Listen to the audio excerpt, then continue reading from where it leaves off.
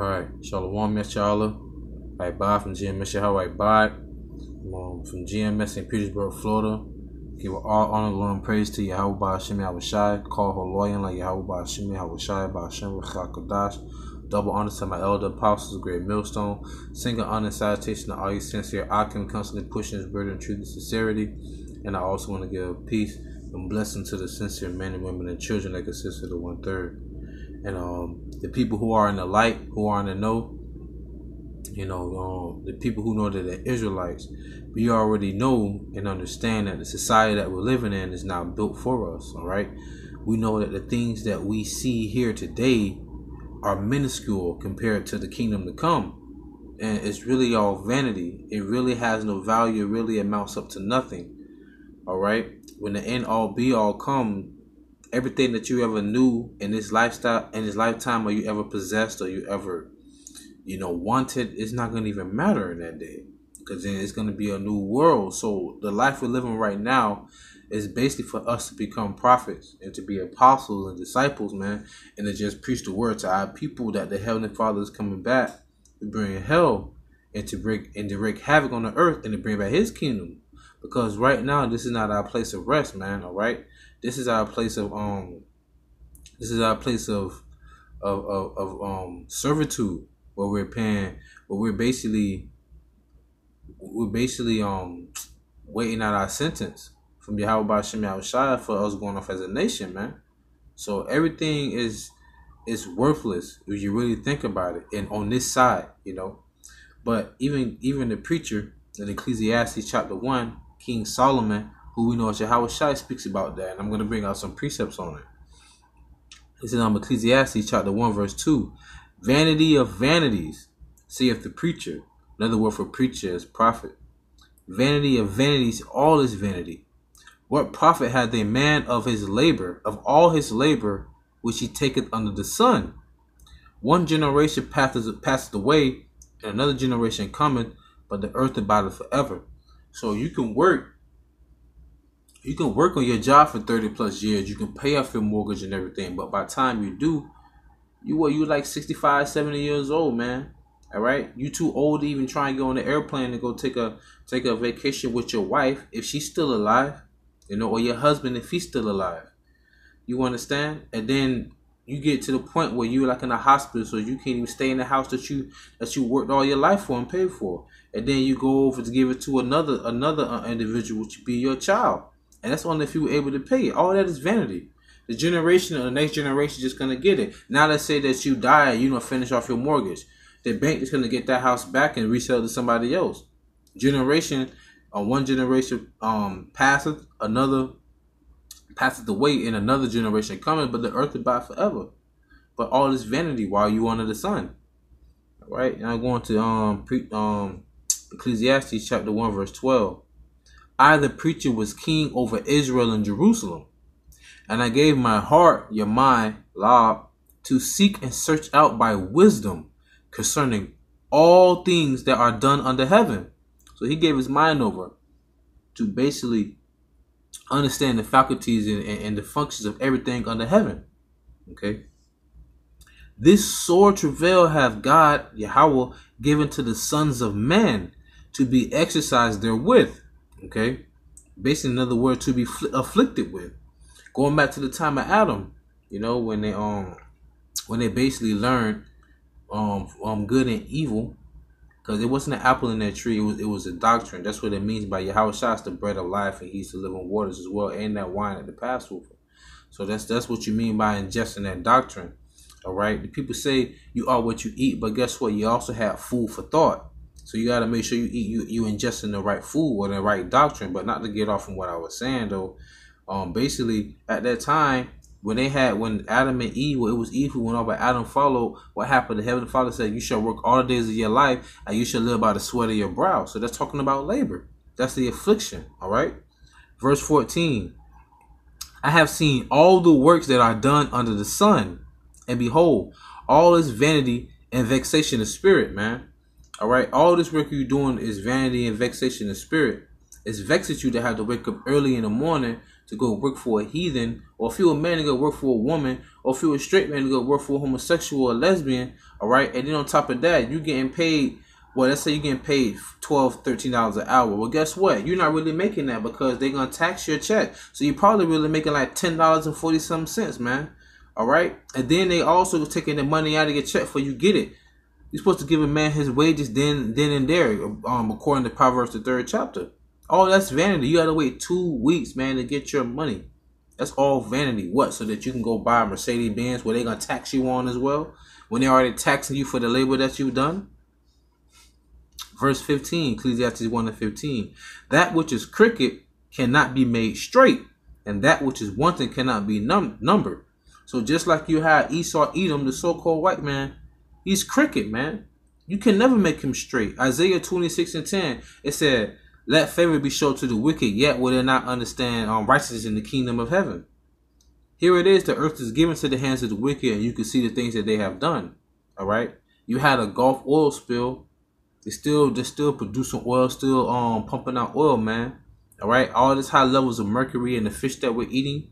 All right. They're still producing more CO2 with all these factories, releasing all these fumes and gas into the air, destroying the ecosystem. All right. Our atmosphere, the water we drink, the air we breathe. So you can't make them straight. All right. Making cross-breeding cells and animals. You can't make them straight. They do everything that's the opposite of what Yahweh Shem Yahushua speaks about in the Bible, man. That's why all the whole world we're living in is a vanity. You want to have children in society, they're gonna teach your children about homosexuality and also how to accept it. It's all vanity, man. You can't even raise your son to even try and be a son. And then if you discipline him to be a man, then if you discipline them, they're gonna lock you up. It's all vanity, man. This is not our place of rest. Verse 16. I commune with mine own heart, saying, lo, I am come to great estate and have gotten more wisdom than all they that have been before me in Jerusalem. Yea, my heart had great experience in wisdom and knowledge. So he was the wisest man on earth, all right? I.e. Yahushua. King Solomon was the wisest man on earth, okay? When the queen of Egypt or Queen of Sheba went to visit him, she thought that the doorkeeper was Yahushua, or I'm going to just say Solomon. Or Solomon. All right. When she heard the wisdom, man, she was so overwhelmed. She almost fainted, man. She said, like, basically not even a fraction of what I heard from what you telling me now was nothing compared to what you telling me now. All right. Verse 17. And I gave my heart to know wisdom and to know madness and folly. So you have the wisdom and you can see the madness and the folly.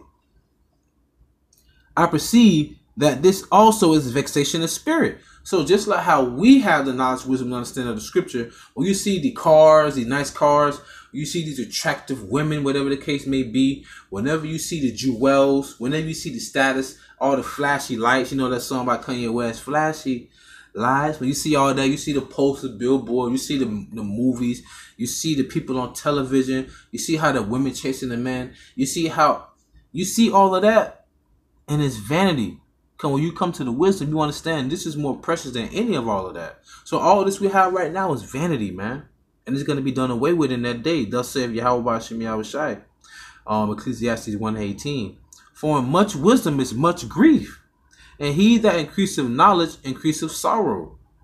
So the more that you're into this truth, the more harder you become and the more you endure. All right. But then when you're dealing with somebody who doesn't deal with folly, they look at you like, oh, he just mad for no reason. Then won't you go get you a job? Man, it's brothers out here, man, that have given up things that in your life you would be like, man, you don't lost your goddamn mind. But no, he found it. What he did, he left the mind that Esau has implanted inside of his head, the society and his people implanted inside of his head or her head, and put it to the side. And now we following the right path, the righteous path, man, the path of Yahweh Shem Yahushua. Okay. I'm going into Ecclesiastes chapter 2. I'm going to say verse 18. Yea, I hated all my labor which I had taken under the sun, because I should leave it unto the man that shall be after me. And who knoweth whether he shall be a wise man or a fool? Yet shall he rule over all my labor, wherein I have labored, and wherein I have showed myself wise under the sun. This is also vanity. All right. So just like Steve Jobs, who passed away or whatever, if you have children, they're going to take over your business. But all the work that you've done is vanity now, because there's nothing you can do about it. You can't take it with you. You come into this world with nothing. You're going to leave with nothing. All right? Now I got another precept I want to bring out. Ecclesiastes 7:7, which I'm pretty sure y'all familiar with. And it says, Ecclesiastes 7:7, it says, surely oppression maketh a wise man mad, and a gift destroyeth the heart. The wisdom of these scriptures is what makes you wise. So like you said, the more wisdom you get, the more sorrowful you become, then you're gonna get mad. But like, what the man, what you doing? Why you out here over here? Why you messing with that man lady, man? Or like, damn, why she out there talking to him like that? Why he letting her talk to just any kind of reason, man? Why they selling pork in the store? Why is that? Why they got a billboard for homosexuals, man, for a whole month? See, you get mad because now you understand the wisdom of the Lord. You be like, man, then you understand why the Most High is going to bring his judgment, man. Because now you in the like mind of Yahweh Shem Yahushai, all right? St. John the 17th chapter, all right? Verse 8. Better is the end of a thing than the beginning thereof. Now that's beautiful. So better is the end of this age that we're living in, all right, than the beginning of it. Because think about how America was made. By us being hardcore slaves, man, and bondage. All right? We were the first stop for the New York Stock Exchange. So everything after that we have on this side is vanity. We're not even ruling with them. We waiting for Yahweh Shem Yahushai to come back, man. Read again. Ecclesiastes 7:8. Better is the end of a thing than the beginning thereof. And the patient in spirit, patience, working of your patience, working of your faith, work with your patience. Trying your faith, work with your patience. I roughly paraphrase it, Salakia. And the patient in spirit is better than the proud in spirit. So don't worry about these people here, man. Let them have that fun. We're going to get ours in that day through the spirit and power of Yahweh Shem Yahushai, man. All right. Now knowing that all the things that we see here is all vanity. This precept is for y'all who thinking just like Yahweh Shem Yahushai and just like me who want to get out of this place, man. All right. 2 Peter chapter 3, and I'm going into verse 11. Seeing then that all these things shall be dissolved, what manner of persons ought ye to be in all holy conversation and godliness, looking for and hastening to the coming of the day of Yahweh Shem Yahushai, when the heavens being on fire shall be dissolved, and the elements shall melt with fervent heat. All right. Nevertheless, we, according to his promise, look for new heavens and a new earth wherein dwelleth righteousness. That's why better is the end of a thing than the beginning, and all things on this side is all vanity. Why? Because when all this become dissolved, then we're going to have a kingdom full of righteousness, man. And that's what we're going to say forever, forever, forever. Just like the elder said to Yahweh Shem Yahushai, Barakatah Yahweh, Barakatah Yahweh Shai, Barakatah Yahweh, Barakatah Yahweh Shai, Barakatah Yahweh, Barakatah Yahweh Shai, man. If we want to get out of here, that's why we constantly push and constantly go so hard, man. So stay strong, stay in the truth, man. Keep reading, man. You know, and always give double honors to the elders. Always give all honor, glory, and praises to the Yahweh Shem Yahushai, by Shem Chakadash. All right. Hey, sing honor to the brothers who do this word sincerely and truthfully. And I also want to say peace and blessings to the sincere men, women, and children that consist of the 1/3 that's also following in the spirit and power of Yahweh Shem Yahushai. With that being said, Shalom.